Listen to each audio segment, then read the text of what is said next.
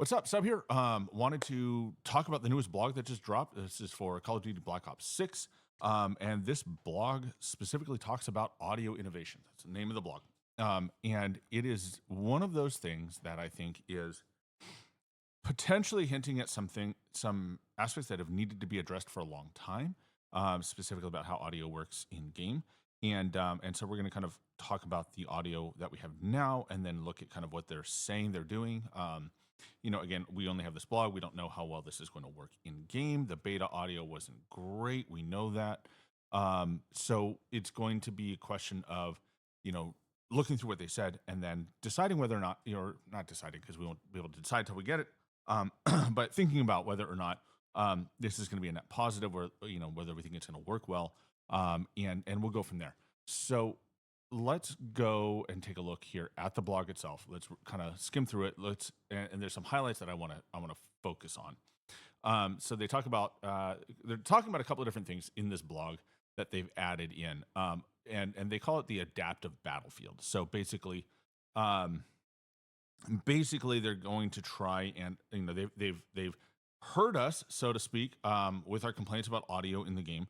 And they're going to kind of try and address that in this game, in this newest edition of the game, Black Ops 6. So wanted to talk for a second about how we got here. So going back to Modern Warfare 2, if you remember weekend one of the beta, this was a PlayStation exclusive, so you had to be on PlayStation to do it. So this was a console thing. This was not like PC. There was no Art is War going on. This was exclusive to the PlayStation ecosystem, and we had an audio system in weekend one that was phenomenal. Okay, like you can't describe it any other way. You could literally follow somebody through the map just by sitting there and listening to them with your regular old headphones. You could realistically do it just on TV speakers. It was so clear where people were, what they were doing, and the fact that there was no real movement in the game, I think, created the problem of there was nothing you could do but sit still and wait for somebody to move in front of your face, for a lot of maps and a lot of people. And they felt that way because the audio was so clear. Like, you could literally sit there and hear people moving. You could hear them next door. You could hear when they're running towards it. You could go, okay, they're almost at the wall. I'm going to pre-aim the wall. They jump the corner, and because ADS times were so slow, sprint to fire times were slow. There was no sliding. There was no shooting and sliding, or shooting after you slide, right? Being aggressive in the game oftentimes meant you jumped into a room, and then before you could, even bring a weapon up and begin to fight back, you were being shot at. And because we could hear you so clearly, right? It was bad, right? It was just bad for a lot of people. Unless, being a Sentinel was your thing, in which case it was the best thing ever. But what happened was they made some adjustments to that audio, and somehow it kind of broke down, right? And so by the time it made it to Warzone 2, the audio was a mess, and it's been a mess ever since. And so I've said this before, my tin hat foil theory is that the audio from that beta, they tried to make some kind of fundamental change to the engine. They tried to tweak something or change something, and it broke it. And they've been trying to fix it ever since, and trying to patch it and adjust it. And I think the problem lies in the fact that they ultimately had something that worked too well.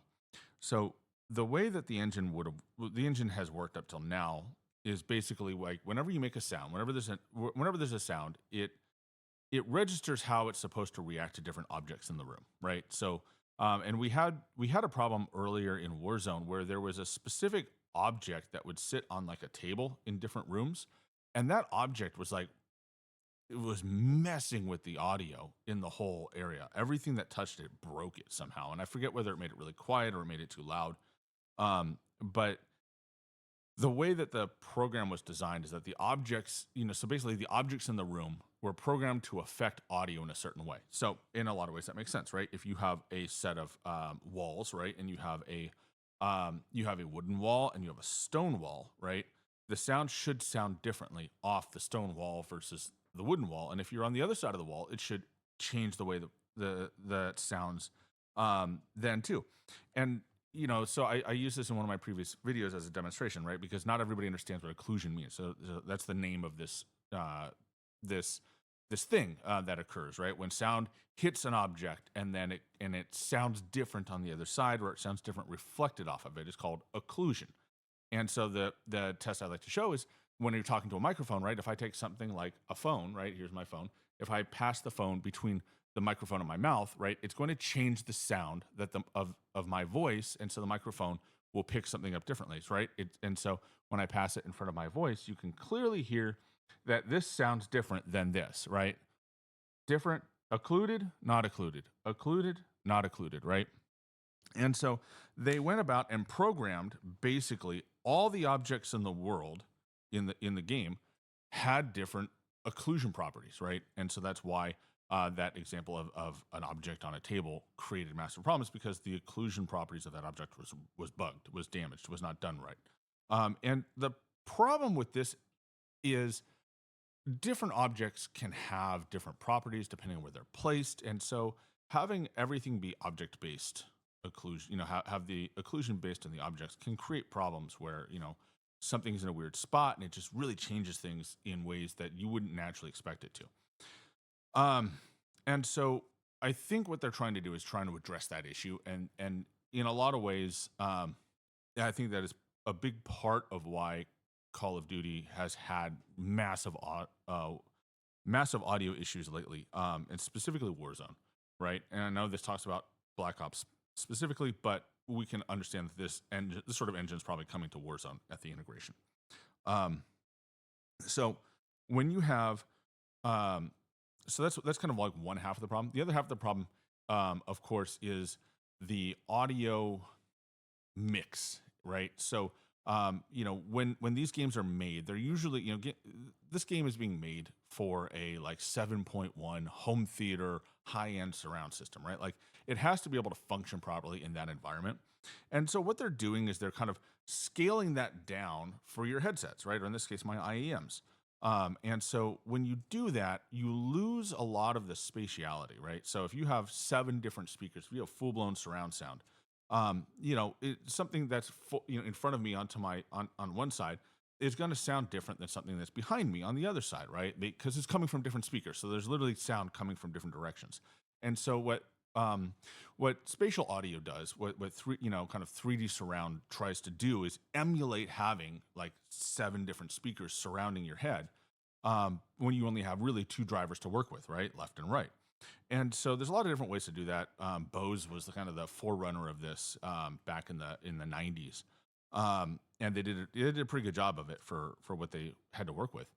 So what they're trying to do now, according to this blog, is to fix both the occlusion issues and address issues with spatial audio.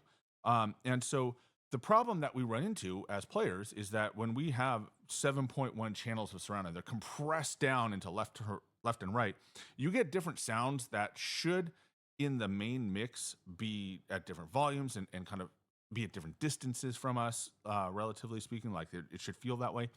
But the reality is they're all compressed in, and so it piles on top of each other, right? And so when you have a lot of different sounds, you have a lot of different things going on, kind of what you end up with is this muddled, loud, difficult to discern pile of noise coming at you from all these different directions. And that's why a lot of times things like footsteps get buried, because compared to a jet flying over your head dropping bombs, right, somebody's footsteps are not very loud, right? And so when the system compiles all these sounds together, a lot of times you end up with footsteps getting buried by just the ambient noise around you in the game. And so what they're trying to do is they're trying to tackle that problem along with the occlusion issues, right? So not only give us some directionality, but also keep the mix under control. So they call this adaptive battlefield listen and locate, right? And so the name of their project is Project Acoustics. And so they are, a little bit about them. What they're basically trying to do is trying to kind of create better directionality with this, right? I'm not going to play these because I don't know if that'll get me copyright struck, but you can check out their blog and listen to it. I've listened to them, especially this spatial reverb footsteps, which is just great. It's right in line with what we used to have in the beta on weekend 1 of Modern Warfare 2, right? Where it's just, you could just, I mean, if you listen to this, you can hear yourself running, right? And when you stop, you can hear another person running, and you can pinpoint, even just on an iPhone speaker, which is what I listened to this on first time, you can pinpoint exactly where the guy's coming from, right? Like they do a very good job of creating that sense of audio direction. So they talk about this physics of sound and they kind of visualize it. So they have 2 little videos. They're both really interesting. So in this video, you can see the red is kind of like the initial burst of sound, and then there's kind of like the echo in blue, I believe, following behind it. And you can see as the burst of sound kind of expands from the point of impact, right? So say a footstep, where that sound travels through the room, how it reacts to it, how it reflects to it. So what they're trying to do is, instead of making all the devices and all the things and all the objects in the room have their own properties of how they are supposed to occlude sound, what they're doing is they're kind of trying to treat the sound and model the sound waves themselves, and use those sound waves and bounce them off of objects around the room, which, you know, if they're successful in that, will probably be an easier system to work with going forward, especially as you add new objects, right? You don't need to figure out how all the different sounds are going to react to every object in the room. You just create an object and tell the computer, you know, oh, the object has this level of hardness to it, or, you know, however whatever they're using to measure that. They're not very clear on that, but that's how you would do it at kind of a high level. And it should make creating maps and creating rooms and stuff better, and it should eliminate, in theory, a lot of the footstep problems that we're having, a lot of the sound problems that we're having, where different sounds, you know, you can't, they're muddled, you can't tell where they're coming from, right? If they're close by, it should be crystal clear. If they're far away, it should be, you know, fainter, and you should be able to tell the difference, right? That's kind of their gist of what they're going to. They have another video here with this in this biolab cave, and you can kind of see how the sound is reacting. It's louder where it's darker.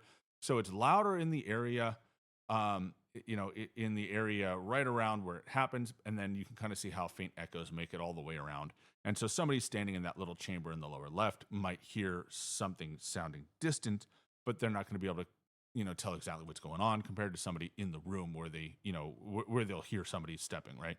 So that's kind of their objective here, and I think it's a really great idea. I hope it works. It's one of those things we got to try it and see, right? Let's find out. But at least on paper, it looks good. It sounds like it's a good idea. So hopefully this is going to fix. Now here's the other side of the coin that they're working on, is the live mixing. So that's what they call it, live mixing, prioritizing the most important sounds. On paper, this is great. I'm going to head this off right away. It's going to create people making the accusations of skill-based audio. I don't believe that's going to be the case. You know, I'm just first to say that's going to be something people are going to complain about. So we'll wait and see on that and see how it is. But that's a topic for a completely different video.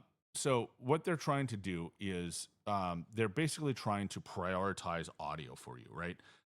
And I think this is something that potentially is a good idea, right?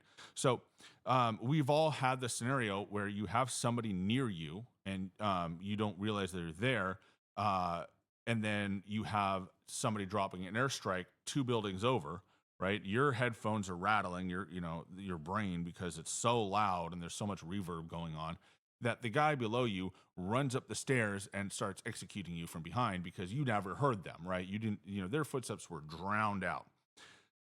And so in this description, what they talk about is basically, when you have an enemy, it should tone down automatically the explosions multiple buildings over that aren't really as relevant to you as they, as the guy coming up the stairs, right? Those footsteps should come through. And so if the system works the way that they describe it, we should be in scenarios where footsteps will be prioritized, where the sound of somebody reloading a gun behind you should be prioritized over, say a bird flying in front of you, or, somebody stomping through a puddle of water, 20 feet in front of you, right? Instead of the sound directly behind you. And so that's something that should be taken account for. The other thing that they talk about is this enhanced headphone mode, right? And it's really good on paper, right? What they talk about is literally what Art is War has done. What I've talked about, what a lot of people have talked about needing and creating for you, and how many workarounds we've come up with to get this sort of audio on console, right? And on PC, it's kind of a nightmare as well.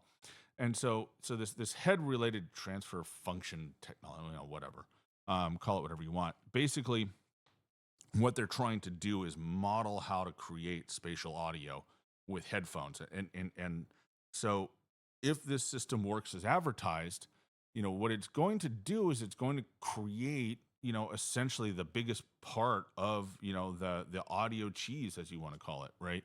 Basically this directional audio. So, right now, because everything compresses to a left channel, right channel, on most headsets, unless you go through the process of either, having Dolby Atmos set up or having, like Steel Series has their, has their DAC, and there's a couple other companies that have those, digital audio compressors. You can also, and then, obviously, virtual surround sound on your PC, right? Things like that. Unless you go through the effort to do all of that, you don't have spatial audio, right? You just have left channel, right channel.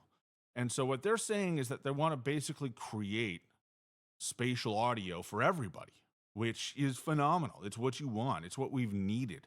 I mean, we need to go further than that. I think we need a full-blown mixer for people that want to mess with it. Other people, will probably be hopeless and complain anyways.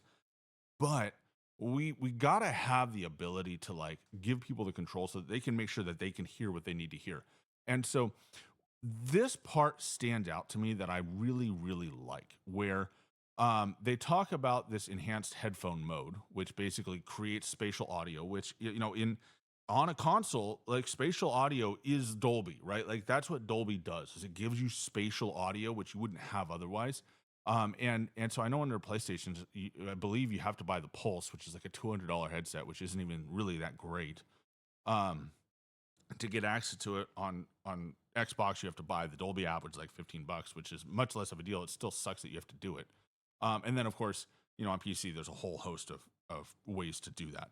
But this part, I think, I haven't seen people talk about yet.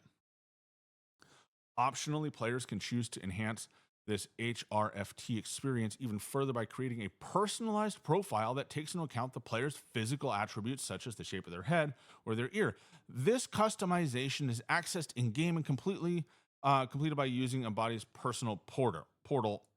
I don't know what Embody is, so I'm assuming that's a third party that they've paired with. Hopefully it's free. But in theory, this would let you, hopefully it's some sort of mix, right? Like it gives you control over how this game sounds to you. Not just to you personally, but to the equipment that you're using, right? I've talked about this before, how different headsets have such different frequency responses that, the game can sound completely different depending on what headset you own, right? And so trying to fix the sound for your headset, is no good for me, right? Because my headset is completely different. And then they talk about being able to, offer some accessibility support, which is, this asymmetrical hearing, which is really cool for people that, especially, veterans who have tinnitus in their ears, that can be a big problem if they have hearing loss on one side also. And so there's a lot of stuff going on that. And the way they talk about it gives me some hope that we can actually get some actual additional adjustments out of this audio. So it feels like they're really leaning into making the audio customization an important factor of the game, which is super important. Like, really, it's become one of the factors in how well you can enjoy the game and succeed at it. Is if you have bad audio, right, you're just at a disadvantage no matter what else you do. And I think that's something that we really, really, really need in this game. And I really hope Treyarch has listened to everybody and has developed a system that will help us overcome the audio problems we've suffered with. So with that being said, longer than I wanted, but thank you for sticking by. I really hope this works out the way that we want. We will find out in a couple of days. It is the 13th, 14th. So, just over 10 days until go time. So we will find out. We'll see how it works out. Hopefully it's great. And yeah, I will catch you on the next one.